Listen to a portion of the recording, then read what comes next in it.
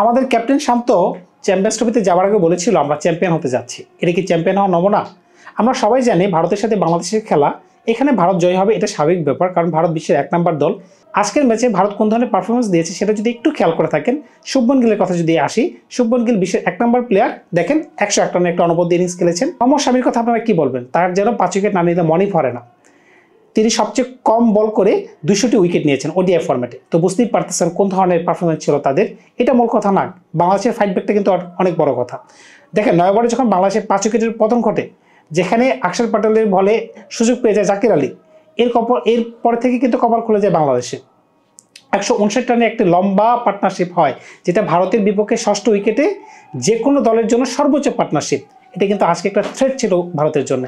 কিন্তু ওই সময় জাকির আলী যদি আউট না হয়ে আর 4-5টা ওভার যদি খেলতে পারতেন, তাহলে আমি নিঃসন্দেহে বলতে পারতাম যে বাংলাদেশের দলের রান 260-70 হতে পারত।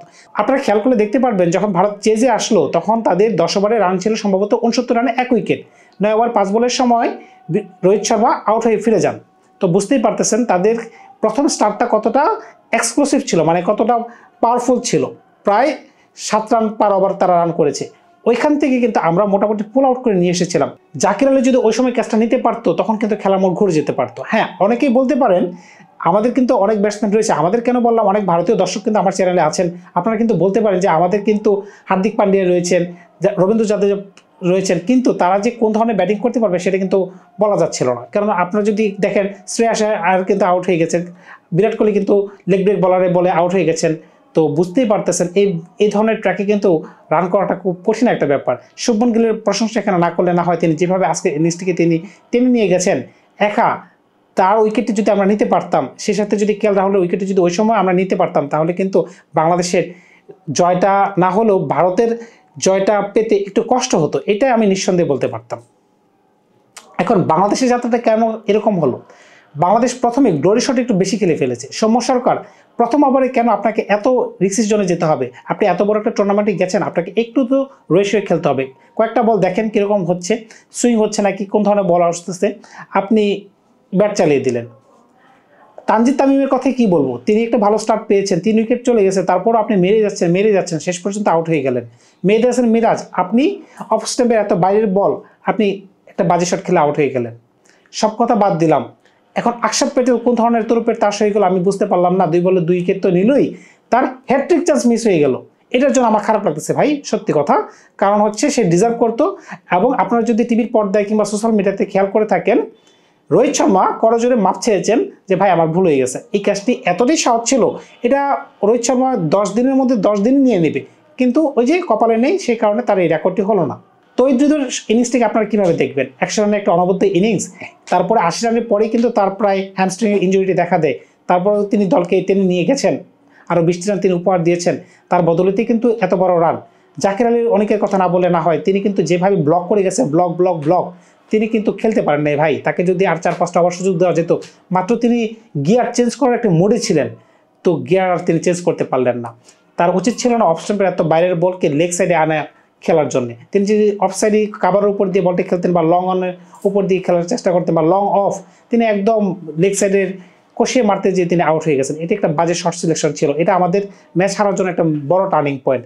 আমরা তো প্রথম 9 ওভারে এমনিতেই ম্যাচ থেকে ছিটকে পড়ে গিয়েছিলাম, কিন্তু আশার আলো কিন্তু এই দুজন কিন্তু আমাদেরকে দিয়েছিল। মুস্তাফিজুর রহমান কোন কোঠায় আজকে দলে জায়গা পেল, আপনারা কি কেউ উত্তর দিতে পারেন? আজকের দলে যেখানে ভারতীয়দের 6 জন 5 জনের মতো টপ অর্ডারে রাইট হ্যান্ড ব্যাটসম্যান, হ্যাঁ অক্ষর প্যাটেলকে তারা তো ফ্লোটার হিসেবে নামা, এটা বাদ দেন হিসাব। কেন নাসুম আহমেদ দলে নেই? আজকে যদি তার জায়গায় যদি নাসুম আহমেদ বোলিং করতো, তাহলে কোন ধরনের পার্থক্য হতো? এই রানেই কিন্তু আমরা ফাইট দিতে পারতাম, এই ব্যাপারে কোনো নো ডাউট। এমনকি নাহিদ রানা এক্স ফ্যাক্টর, বারবারে আমি চিল্লায় আসতেছি, আমার মাথায় যদি এটা ধরে, তাহলে আপনাদের মাথায় কেন ধরতেছে না, বা বড় বড় ক্রিকেট বুদ্ধাদের মাথায় কেন সেটা ধরতেছে না? আজকের ম্যাচে তো তাকে নামানো উচিত ছিল। কারণ পেস তো ভাই দিন শেষে একটা কথা বলে, যখন নাহিদ রানা 145-150 গতিতে বল করবে এই ধরনের ট্র্যাকে, আবার যখন স্লো বল করবে, তখন তো ব্যাটসম্যান একটু হিমশিম খেয়ে যাবে, শর্ট খেলবে না, ছেড়ে দিবে, বলটা কি আউটসুইং হবে না কি হবে, তখন তো ব্যাটসম্যানটা দ্বিধাদ্বন্দ্বে পড়ে যাবে। তো এই ধরনের প্লেয়ারকে আপনারা বসায় রাখলেন। মাহমুদুল্লাহর ঘটনাটা আমি ক্লিয়ার না, কেন তাকে দলে নেওয়া হলো না, এটা এখনও আমি পুরোপুরি শিওর না। মাহমুদুল্লাহ যখন দলে ঢুকে যাবে, তখন কাকে আপনি বাদ দিবেন? আমার তো মনে হচ্ছে মুশফিকুর রহিমের দলে আর জায়গা হচ্ছে না। আমি এই নিয়ে আগেও একটি ভিডিও বানিয়েছিলাম, আপনারা অনেকে আমাকে নিয়ে ব্যঙ্গ করেছিলেন, কিন্তু মুশফিকের কিভাবে জায়গা হবে মাহমুদুল্লাহ ঢুকলে, আপনি একটা উত্তর দেন। এখন কি আপনারা কি তৌহিদ হৃদয়কে আগে বাদ দিয়ে দিয়েছিলেন? আজকে ইনিংসের পরে কি নিউজিল্যান্ডের সাথে কি আপনারা তৌহিদ হৃদয়কে বাদ দিয়ে দিবেন? প্রশ্নটা আপনাদের কাছে রইল। আমি আরেকটু অপশন দিয়েছিলাম, সৌম্য সরকার এবং তানজিদ তামিমের থেকে একজনকে বসিয়ে আপনারা সরাসরি মিরাজকে ওপেনিংয়ে দিয়ে দেন। কেন বলছিলাম, তাহলে একটা স্লট আমাদের বোলিং অপশনটা আমাদের বেড়ে যায়, তো সেটাও কিন্তু হতে পারে। আজকের খেলা ভারতের যে দুর্দান্ত বোলিং ছিল, এখানে রবীন্দ্র জাদেজা বলেন, অক্ষর প্যাটেল বলেন, মোহাম্মদ শামি বলেন, মোহাম্মদ শামির দুর্দান্ত স্পেলে এবং অক্ষর প্যাটেলের ব্যাক টু ব্যাক দুইটা উইকেটে কিন্তু বাংলাদেশের মেরুদণ্ড একবারে ভেঙে চুরমার হয়ে গেছে। রোহিত শর্মার প্রশংসা এখানে একটু না করলে না হচ্ছে, কারণ কি রোহিত শর্মা কিন্তু আজকে 11,000 রানের মালিক হয়ে গেছেন। বুঝতেই পারতেছেন, এই রোহিত শর্মা যে কিনা ভারতীয় দলে জায়গা পাচ্ছিল না, সে আজকে ওই দলের ক্যাপ্টেন এবং 11,000 রানের মালিক। তো এই জিনিসটাকে কিন্তু ছোট করে দেখার কোনো সুযোগ নেই। তিনি যে ক্রিকেটের একটি বড় মাপের লিজেন্ড হয়ে গেছেন, তো বুঝতেই পারতেছেন আজকের ম্যাচে কিন্তু তার কন্ট্রিবিউশন কিন্তু যথেষ্ট ভালো। 41 রান, তার স্ট্রাইক রেট কিন্তু মোর দেন 100+। তো তার কীর্তির ফলেই কিন্তু মানে তার যে ঝড়ো একটি ইনিংস ছিল, তার কারণেই কিন্তু লাস্টে ভারত কিন্তু প্রেশারে পড়ে নাই। গতকালের ম্যাচটা যদি আপনারা খেয়াল করে থাকেন, নিউজিল্যান্ডের সাথে পাকিস্তান যে ধরনের স্টার্ট করেছিল, 5 ওভারে 8 রান, 10 ওভারে 22 রানে 2 উইকেট, এটার ফলে কিন্তু পাকিস্তান গতকালকে ঝামেলায় পড়ে গিয়েছিল। পরবর্তীতে কিন্তু তাদেরকে অনেক বেশি ঝড়ো ইনিংস খেলা ট্রাই করতে হয়েছিল, কিন্তু বাবর আজম সেটাও পারছিলেন না, কারণ হচ্ছে মাঝখানে যখন ফাকার জামান নামলো তখন কিন্তু স্ট্রাইক রোটেশন তিনি করতে পারছিলেন না। এই কারণে কিন্তু বাবর আজমকে অনেকটাই দোষারোপ করা হচ্ছিল। কিন্তু যদিও বাবর আজমকে আমি এতটা দোষ দিচ্ছি না, কারণ ওনার কিন্তু 10-20টা বল কিন্তু ফাকার জামানের কারণে ডট বল তিনি খেয়ে ফেলেছেন। কিন্তু আজকের খেলায় ভারত কোনটি পরিবর্তন এনে দেখেছে সেটা তো বুঝতেই পারতেছেন, যে প্রথম 10 ওভারে আপনাকে খেলতে হবে। বাংলাদেশ সেটাই করার চেষ্টা করেছে, বাংলাদেশ কিন্তু উল্টা পথে করেছে। আগে আপনাকে 2-4টা ওভার দেখতে হবে, কারণ ভারতের মতো আমরা তো এত স্ট্রং না। রোহিত শর্মার যত ধরনের টেকনিক্যাল সাউন্ড, বিরাট কোহলি যত ধরনের টেকনিক্যাল সাউন্ড, এমনকি শুভমন যত ধরনের টেকনিক্যাল সাউন্ড, আমাদের দলের প্লেয়ার তো হয় এত ধরনের সাউন্ড না। দিন শেষে আমাদের একটা কথা বলতেই হচ্ছে, আমরা সাকিব আল হাসান এবং লিটন কুমার দাসকে মিস করেছি। বাংলাদেশের এই স্কোয়াডে যদি লিটন কুমার দাস এবং সাকিব আল হাসান থাকতো, তাহলে আমাদের এই পরাজয়টা এতটা সহজ হতো না। আপনাদের মতামতটা আমি জানতে চাইবো, কারণ আমি ব্যক্তিগতভাবে এই দলে এই দুজন ব্যক্তিকে খুব মিস করেছি। মোস্তাফিজুর রহমানকে অনেকেই এখন আপনারা বলেন যে কাইন্ড অফ স্পিন বলার, বাংলাদেশ কি স্পিন বলার হিসেবেই কি তাকে খেলালো কিনা আমার জানা নেই।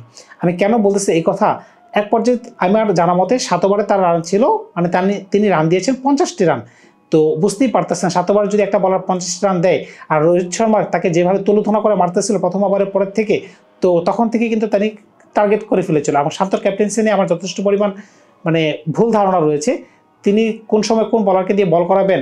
আর 5টি অপশন নিয়ে আপনারা মাঠে নেমে গেলেন এত বড় দলের বিরুদ্ধে খেলতে, যে এত বড় একটি ম্যাচ, এটা খামখেয়ালি হয়ে গেছে ভাই। তো এত বড় সিদ্ধান্ত নেওয়ার আগে অবশ্যই একটু কঠোরভাবে চিন্তা করা উচিত ছিল। অন্তত আরেকটা বোলিং অপশন আপনাকে যুক্ত করা উচিত ছিল। ব্যাটিং একটু ছোট হলেও ভালো ছিল, কিন্তু বোলিং দিন শেষে খুবই দরকার। পরেও যে আমরা 228 রানে পৌঁছাতে পেরেছি, এটা আমাদের 7 কপালের ভাগ্য বলা যায়। কিন্তু ভারত 1 নাম্বার টিম, যোগ্য দাবিদার, সেটার প্রশংসা তার না করলে না হয়। বিশেষ করে শুভমন গিল, তাকে তো প্রিন্স বলাই হচ্ছে। তো এই প্রিন্স যে ভারতের নক্ষত্র হবে, নেক্সট ফিউচারের বড় একটা স্টার হবে, এটা নিয়ে বলার কোনো অপেক্ষা রাখে না। তার খেলাগুলি যদি দেখেন, তার শর্ট সিলেকশন যদি দেখেন, তার টেম্পারমেন্ট যদি দেখেন, তার যদি লাস্ট 4টা ওডিআই ইনিংস দেখেন, সবগুলোতে 50+ ব্যাক টু ব্যাক সেঞ্চুরি রয়েছে। ঘরের মাটিতে তারা একটা সেঞ্চুরি তিনি করে এসেছেন, টুর্নামেন্টের প্রথম ম্যাচে তিনি সেঞ্চুরি করে দিলেন। তো বুঝতেই পারতেছেন ভারত কিন্তু পরবর্তী ম্যাচে পাকিস্তানের বিরুদ্ধে কোন ধরনের ফর্ম নিয়ে যাবে। অন্যদিকে পাকিস্তান কিন্তু একটু বেকায়দায় পড়ে গেছে। ফাকার জামান কিন্তু টুর্নামেন্টের থেকে ছিটকে পড়ে গেছেন, যদিও ইমামুল হক দলে ঢুকে গেছেন, কিন্তু ফাকার জামান কিন্তু অত্যন্ত বড় মাপের প্লেয়ার। তো দেখা যাক পরবর্তী খেলায় কোন ধরনের পারফরমেন্স বাংলাদেশ দিতে পারে, এমনকি ভারতও দিতে পারে। তবে বাংলাদেশ দলে কোন ধরনের পরিবর্তন আপনারা আশা করেন সেটা একটু কমেন্টস করে জানাবেন। আমি দলে 2টা পরিবর্তন বিশেষ করে আনতে চাচ্ছি। বিশেষ করে হচ্ছে নাসুম আহমেদকে দলে আনা দরকার এবং নাহিদ রানাকে দলে আনা দরকার। এখন কীভাবে আপনারা আনবেন? মাহমুদুল্লাহ তো আউটও চলে আসবে, তো আনলে কাদেরকে আপনারা বের করতে চাচ্ছেন সেটা আপনারা কমেন্টস করে জানাবেন। ধন্যবাদ সবাইকে, ভালো থাকবেন আপনারা।